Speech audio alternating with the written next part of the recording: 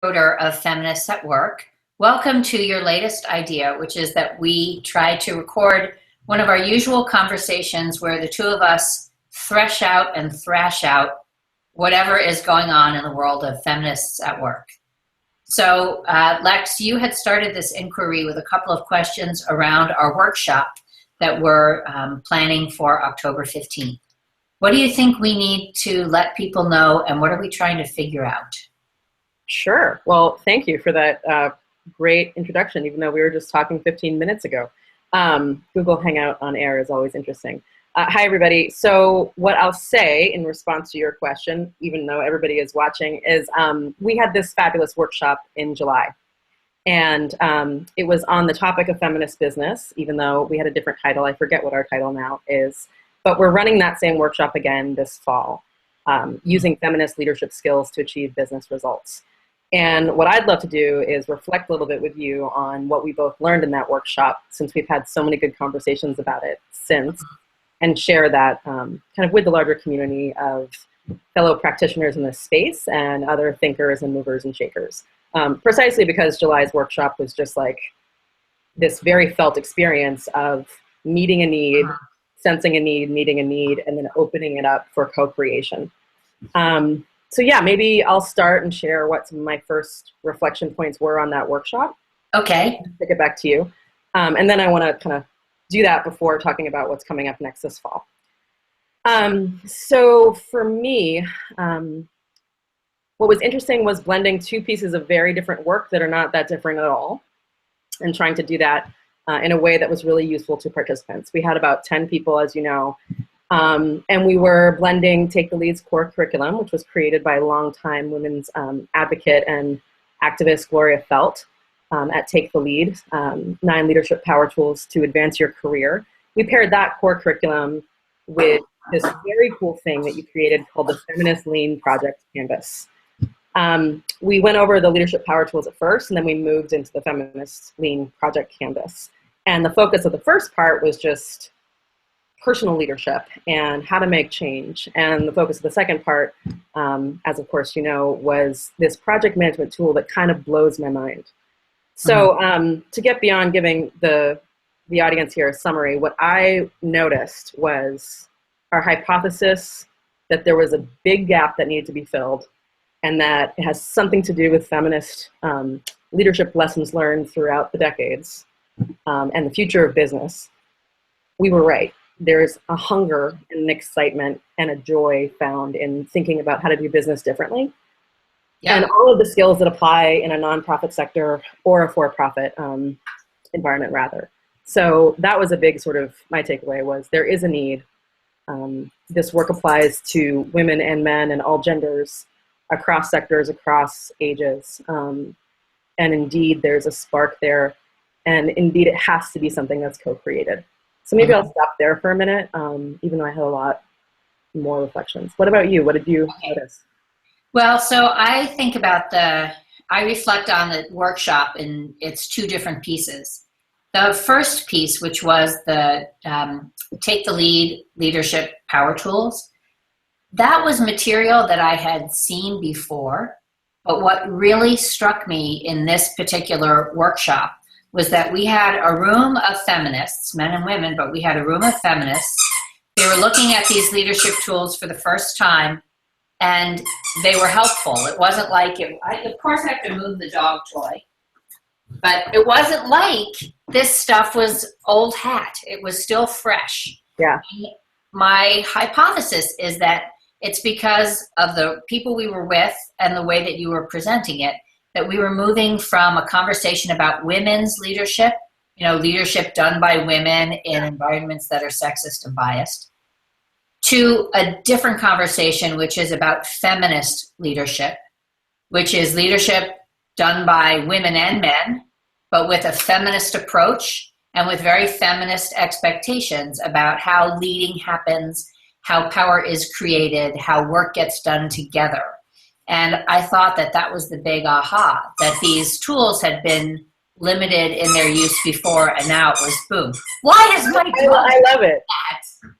Because how often does she climb up and take the toy off my desk. I think it's meant to be. Anyway, sorry. She's such a good research assistant. Anyway, so I thought that that was sort of crazy, the shift into a feminist conversation about leadership. I love it.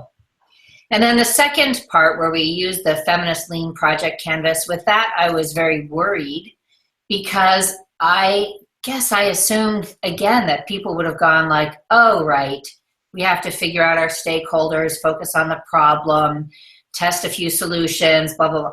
I really was shocked that people found it kind of like a big aha, and also that they found it really useful. And it was immediately useful. As people started talking about their projects, you could hear the projects change. Yeah, so I want to stop there for a minute. Feel the energy change. Yeah, absolutely. And I want to stop there for a minute and give folks who are not familiar with the lean world, lean startup or lean thinking, which are different but connected. What sort of like you gave a great 1 or 2 sentence overview of what lean thinking is all about and lean startup thinking is all about in the workshop. But basically being, iterative learning.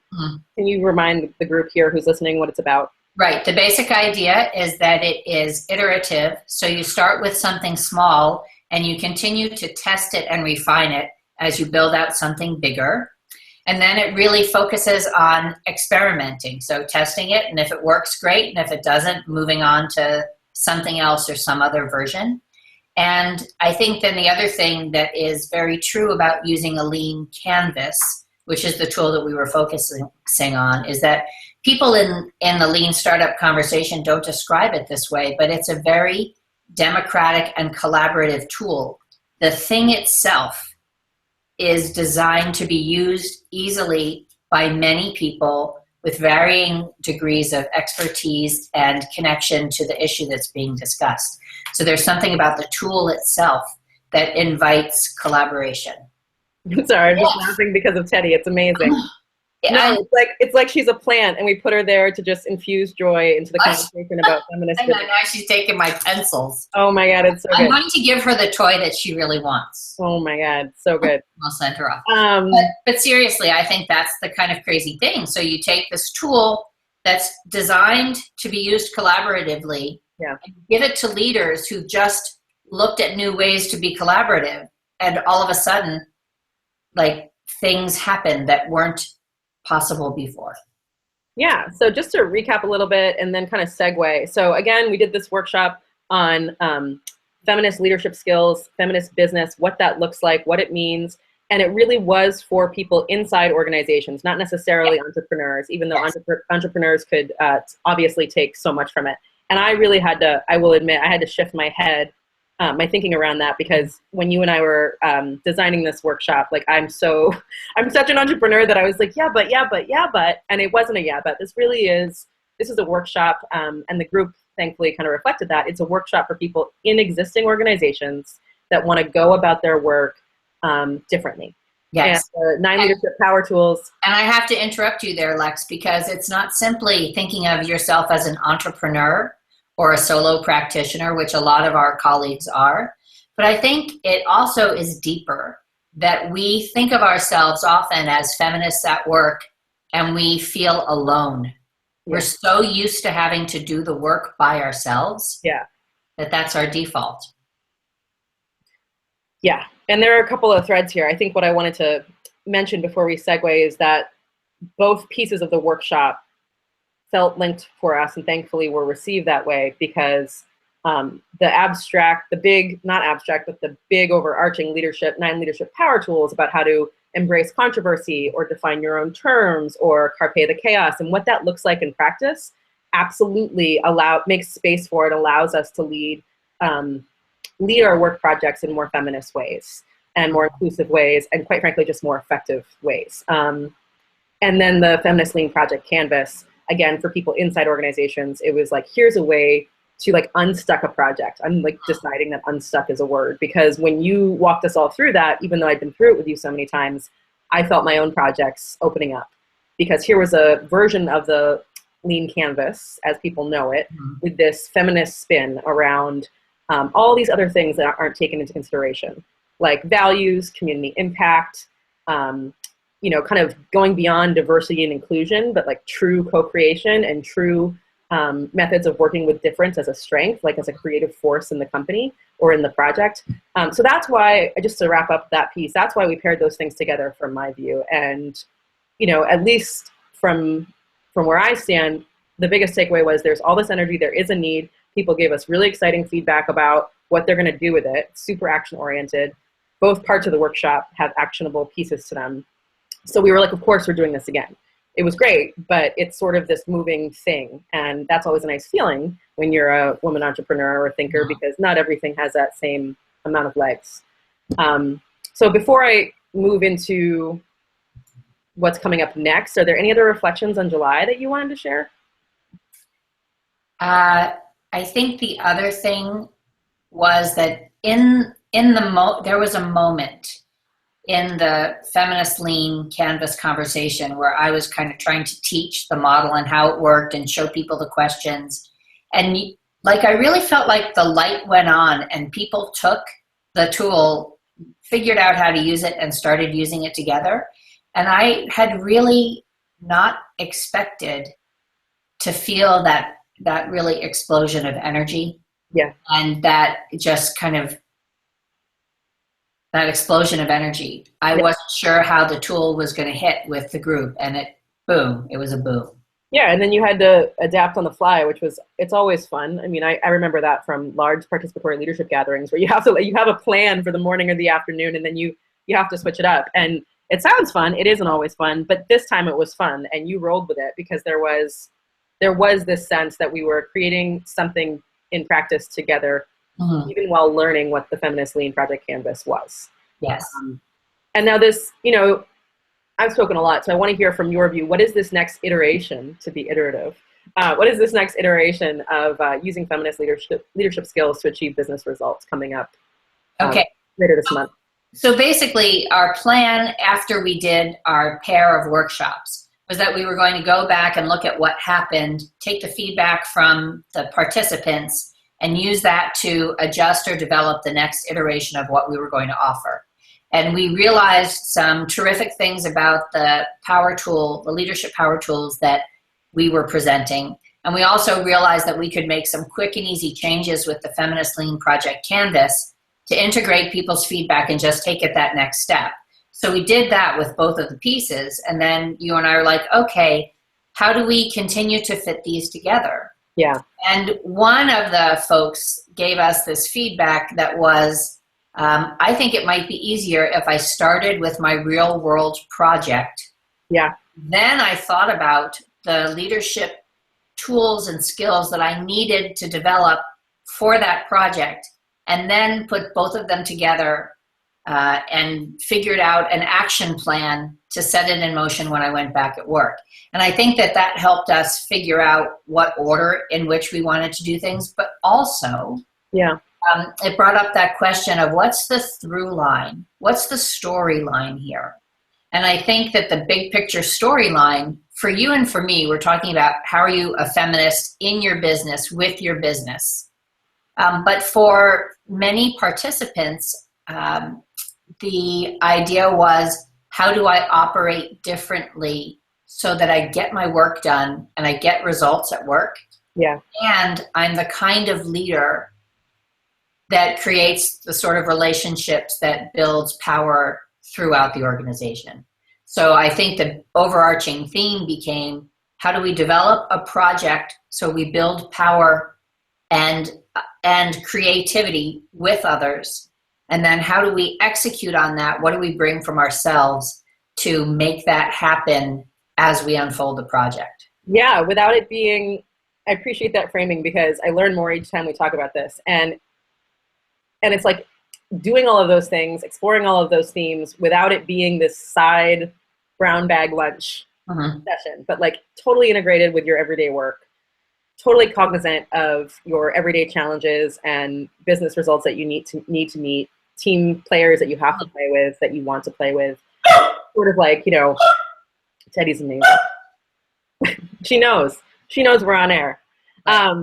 So yeah, so it feels like this thing that, you know, is super practical. And what I love, so full disclosure, I've been involved with Take the Lead for a couple of years now, and I'm a leadership ambassador these days for Take the Lead. I'm really passionate about the work, But one reason I love Take the Lead is it's like supremely actionable and practical. Mm-hmm. And I think that's also another overlap between the Leadership Power Tools and the Feminist Lean Project Canvas.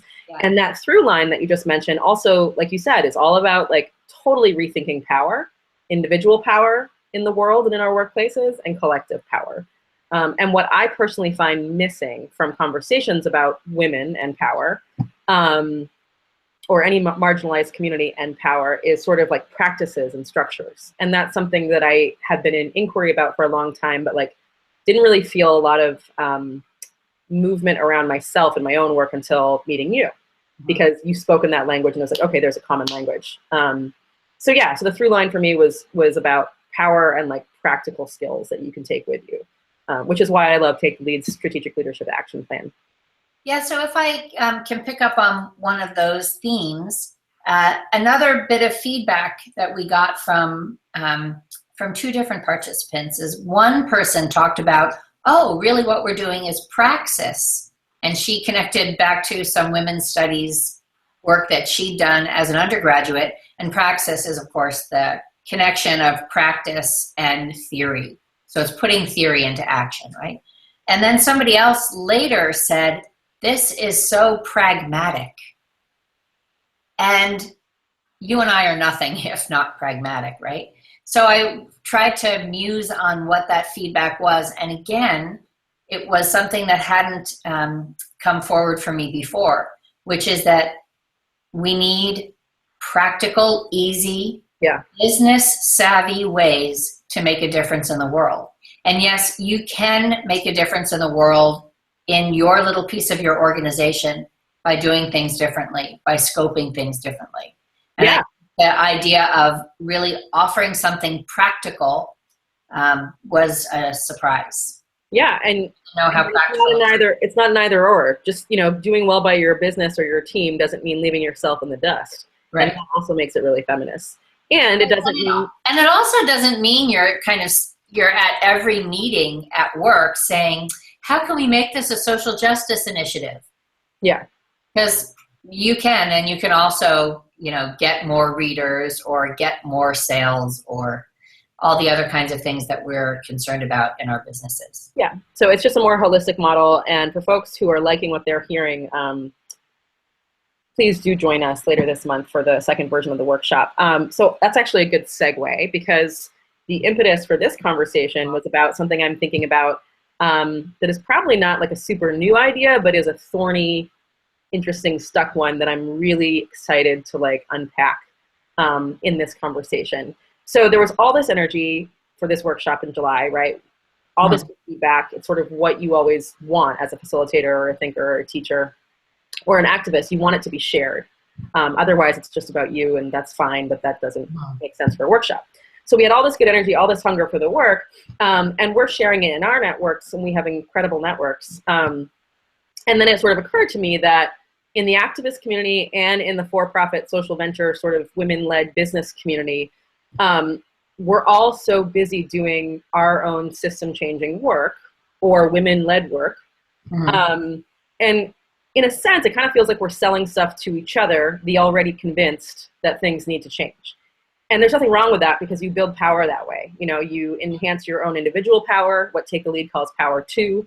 And as you teach, you enhance, power with, which is a concept that has been around for a long time. So it's all good to like, quote, sell to each other or keep inviting each other to each other's things. But my inquiry is like, does that really change existing systems? So unless everybody in the world is an entrepreneur and we're starting from scratch and people are just giving women business leaders tons of money to start from scratch, we have to work with existing systems. So what's a simpler way of saying that? A simpler way of saying that is this workshop just for like our friends and colleagues? No, right? It's for people who want to be feminists in business practice. And how do we connect with those folks? And how do we do that in a transparent way, knowing that the majority of our networks are like really busy, overextended, brilliant women and men who support women's leadership, who may not have the time to join us in this inquiry. So that's the question. And I think I'd love to just think with you and do it in a way that involves the community here around how to take this work around feminist business to a larger audience. Okay. One little thing that popped up when you were talking about, are we just kind of selling these ideas to each other? That's the question, yeah. And I think that that's kind of true in the sense of, you know, we're both part of Continuum, which is an initiative that one of our allies has initiated, and she's helping us with our initiative. Shout out to Jillian Foster. Right. So there's a lot of stuff where I'm joining your thing and paying for your workshop, and you're joining mine and paying for my workshop. So it's just swapping money back and forth, and I don't know if it's growing the pie. But for every 2 or 3 people who have jumped in to work with us as colleagues and allies, yeah, there have been a person here, a person there who said, you know, I don't really want to promote anything that's not my own group's initiative. Yeah. So there's still work to be done there with seeing that, as Gloria says, the more there is, the more there is. She's talking about Gloria Felt, take the lead. So there's that part. But I think that I don't know whether the problem is that we just don't know how to pay feminists to do feminist work in businesses. Yeah. Or if it's that we haven't asked the right people. Yeah. Or if it's that we haven't pulled on some sheep's clothing a little bit to hide, to soften the feminist label so that people who don't know are less afraid. So there's that. And then, of course, there's the super deep issue, which is that when it's all said and done, if we put feminist leadership into action in businesses, then businesses will have to change profoundly. Yeah. Right? It won't be just add women and stir and it all mixes in and it's perfectly nice. So all the way in the back is this fundamental issue of, if you bring feminism, social justice, inclusion into profit-making organizations, deeply into it, those organizations have to change a lot. But we have plenty of years before, unfortunately, plenty of time before that's going to happen. So in the meantime, there are more proximal barriers that are in our way. So one is we don't know the right people to ask. We haven't figured out how to ask them. We might not be presenting it in ways that make it easy for people to say yes. Well, part of it also is about visibility. So before we go there, I think one reason that we're doing this hangout is so people can get to know us better beyond a Twitter profile or an email or even a phone call, right? But like see us in conversation, see the way we work, and like know that this is the second time that we're running this pretty new workshop. So part of it is just visibility, letting people know work is happening, which I think is definitely a challenge when you're already in a community of like constant creativity, just people who are making their own stuff all the time. Yeah, so that is part of it, I think, beyond trying to the cultural issue of feminist business being a tough thing to get excited about. Yeah, I guess the gap that I don't know what's in it is the gap between the number of people who have said, oh my God, what a great idea. Yeah. Or I think this is wonderful. And they're like in Vancouver and Sydney, Australia, and various other places. But we've got people all around our network that are saying, this is terrific. Yeah. But then we don't have this, we don't have a proportionate number of people who are signing up. So that's like, okay. That's the part I don't get. How come there's enthusiasm for it and people like really are like, yeah. And we even have we have 10 people who did it, who each of them would say, this was great. So yeah. What's missing? So this is a good time to, I think, open it up to the community, because we really need, you're not with us in conversation now, but we hope you get in touch with us. We want your feedback. We've got 6 people signed up for October 15th workshop in New York. We're offering a sliding scale on tickets, right? Sliding fee, and like a discount if you bring an ally. Mm-hmm. And that was something that we were really committed to while also not devaluing work. So we didn't want to devalue Take the Lead's work, my personal work as a leadership ambassador, CV's work around Feminist Lean Project Canvas, or our work packaging this all together in a way that is really creative and practical and useful. So we don't want to devalue women's work, and we also want to make it accessible. We've got 6 folks. If we don't have at least 10, I would say, we're going to consider rescheduling. And that was also the impetus for having this conversation. I want to go back, though, so please let us know your ideas now that you know this exists, if you didn't know already, this wonderful workshop. But I also want to go back to what you were talking about, CV, with sort of the problem / not problem of calling it feminist leadership, right? Because I feel like we are at a tipping point in the culture where the word feminist and feminism isn't so dirty anymore, which is really wonderful. And that was a massive smear campaign, right? Like if you, you actually know what feminism is about, you wouldn't be scared at all. And men are awesome and it's a non-issue and we can all move on. But I would love to hear from you, like why the word is important to keep in, at least right now. Because for me, it's actually really important that we keep it in because it just the word challenges us to like work with discomfort. You know, I'm like only 98% comfortable with the word feminist because I am I'm a community builder and I want to work with everybody. And that's been, that's who I am. So the fact that it even scares anybody off is annoying to me. So if it's a little uncomfortable even to me, which is hilarious, it's got to be to a bunch of other people. So from your perspective, what is feminist leadership, one, sort of the in a nutshell, and why do you think it's important, if you do, to keep the word in there? Oh, I can't. Or talk about whatever you want. I can't give a 3-sentence definition of feminist leadership because... feminist business. Okay. Oh, that's easier. So feminist businesses are businesses that... no, actually, that's harder. They're... Basically, the idea is that we want to create businesses where women as well as men are able to fully participate, and also where we're able to bring ideas that have been kept out of the conversation about how we should organize with each other. Yeah. So we want to bring in the whole history of collaborative work, co-creation, power with each other, democracy, managing authority and control differently, through earning those positions rather than getting them through status or seniority and stuff like that. And then we also want to focus on businesses that provide products and services that make a positive difference in the world. Yeah. So those can be anything from a new kind of kumquat to underwear that you can wear during your period to a handgun that has a smart sensor and doesn't shoot anyone under the age of 800.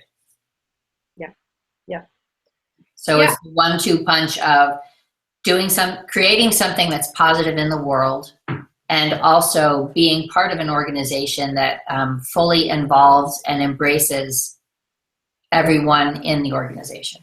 Yeah, and closes the gap. The one liner that you said that was like so sticky and wonderful, and I could just take it and remember that was like, we're closing the gap between feminist values and business. Right. It's been like the inquiry of my life today. It's like business doesn't necessarily need to hurt people and planet. It just doesn't. Right. And there's so many businesses that don't. Right.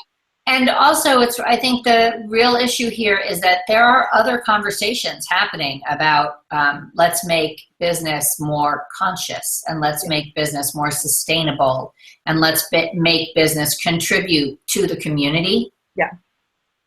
Almost all of those lack a political analysis. Yeah. They avoid the conversation about power. They avoid the conversation about bias. They avoid the conversation about extraction versus engagement. Yeah. When you take a feminist perspective, that's all on the table and it can all be included and addressed. And that's why saying feminist business is really scarier and more powerful than simply saying social entrepreneurship. And it's more... No offense to our social entrepreneur friends, but that language, social entrepreneurship, explicitly shoves out a lot of the values that are important to feminists. Yeah. And it's sort of, to me, it's like concentric circles. Like they do overlap a little bit, so. Yeah, absolutely.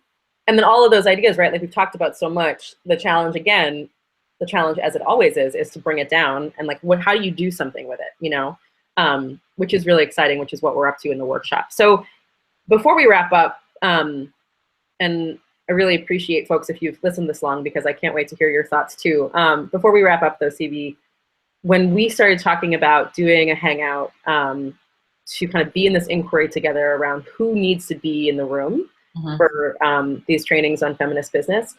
You mentioned something that I hadn't thought about, which was really cool, called the Feminist Tax. And I want to let you explain that, but I want to start by saying that I went to CV, and I, kind of alongside the question of, are we selling good work to each other? Sometimes quite successfully, actually. So I've had a lot of success selling good work to women and men, but primarily women colleagues and friends who are also committed to the same social justice and women's leadership causes that I am. So are we selling to each other is one question, but alongside that was, we know that women have been historically undervalued, devalued, particularly women of color, particularly working class women, on and on. So if we're underfunded and our work has been devalued, we don't have a lot of money to play with, right? In the nonprofit and the for-profit sector. So we may be selling to each other, but are we really creating this abundant, resilient new economy that I personally think women and feminists of any gender are really capable of creating? And that was the question I flipped to you, because of course you can answer that question. So then you said, well, that's the feminist tax. So can you tell people what you mean by that? Okay, so what I think of when I think of the concept of feminist tax is the analogy with what we know of as the second shift. So the second shift is this idea that any woman going into the paid workforce does her full day of work, and then she goes home and does yet another full day of work, taking care of the people in her family or her community, taking care of herself, doing all those domestic care chores that she's not getting paid for and that the men in her life aren't doing. Yeah. Right. So the women do the second shift. And when we think about feminists in business are also doing extra. So we're getting our jobs done, and we're also getting our jobs done in ways that build other people up, share power more effectively, challenge the status quo, take the lumps for being advocates. So we're doing extra work at work. All of that work benefits our colleagues, benefits our businesses, and it also benefits our communities. So we're out there doing extra work. So I think of it as, if I'm paid $100 for my day of work, and then I'm doing all this extra work, I'm basically doing $150 work for $100. So that $50 is the tax that I pay to be a feminist. So it costs me time, energy, and money to be a feminist. And so we can think about just the two of us. I could go teach a lean startup workshop on Saturday, and people would pay me $500 to do that. People would pay me $300 an hour to consult with them.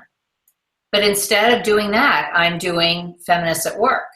So that's all money that I'm not getting paid, yet I'm doing something that's really important to the business community and to the women at work community. Yeah. So all of that I just lump as the feminist tax. It's the extra tax that we pay, the money that we're out, if you will, because of the extra work that we do. And while I don't like to think about, or I don't want to reduce feminist action to simply something that's a transaction or a financial thing, when we're talking about business, we know that time is money. People get that. So every time I give my time to feminist things and I can't get paid for it, I'm paying a tax. So the challenge is, how do we flip that around, and how do we say, this work is so valuable, we should pay for it. Yeah. So we shouldn't be paying simply for leadership programs that teach women how to speak up or how to negotiate for themselves. Yeah. We need leadership programs that do that and also teach women and men how to make change in their organizations to benefit everybody and get the work done. Yeah, it's that shift from the constant individual focus, which is not important, right? Like, it's hugely important. It's just the beginning. We have to do this work and this work. But it's like, women's economic equity and personal success, which is great, and then take that, it's a both and. It's like, how do you do that and build collective leadership skills? Right, and it's just moving past the individual to think more about the community. Yeah. We have all these individuals developing themselves and developing important work. How do we get the community to support it and the community to bring in more people to participate? Yeah, and sometimes the community is like your 5-person team in your huge organization that wants to do a whole other level of CSR, of corporate social responsibility. And sometimes your community is, your block or your neighborhood or your network, since we're so connected now. Right. But the other thing I'll say as well is it's not just about, speaking up or standing out or increasing individual power. It's also about system changing leadership. Right. And so when you talk about, feminist tax, the feminist tax, it's like, it's so bold. You're naming something that is like this collective phenomenon that I know so many people of all genders really want to sort of fix. They get it. It's tricky, but everybody gets it. So for me, it's funny, it's coming to me now. That is like a prime example of like embracing controversy, right? Which is one of the leadership power tools that Take the Lead teaches and that we're teaching on the 15th of October. So like, how do you embrace controversy, something that could be considered controversial, in a really positive, generative way? Because as Gloria Felt says, like, controversy nudges us toward clarity. Right. And so when I teach the power tools, what I do is I give sort of feminist business examples of those power tools in action. And I'm probably going to be teaching the feminist tax with you, co-facilitating, because that's so interesting. And then how do we, instead of just like bemoaning that, how do we get to work, embracing controversy, defining our own terms about what the next iteration of business strategy is going to look like? How do you be feminist without compromising business goals? So thinking about that and the feminist tax at this cultural moment brings up for me the retort that Donald Trump had when he was accused, or when it was pointed out that he likely hadn't paid any taxes. Yeah. And his retort was, that just means I'm a smart businessman. And one of the things that we are pushing against is that there are all of these companies who are benefiting from the feminist energy, pushing them to be more inclusive, pushing them to develop different kinds of leading within their companies, pushing them to be more collaborative, pushing them to be more democratic. They're all benefiting from our feminist efforts at work. Yeah. But many of them think it's smart not to pay. And it's smart not even to notice it. Or, that's just better engagement. Or to be, to appear as a softie. I always, one thing I learned in the art of hosting community is that we can't see what we can't see. Right. So, okay, that's also true, and it's a nicer way to look at it. Exactly. So I think that's a good place to stop for now. What about you?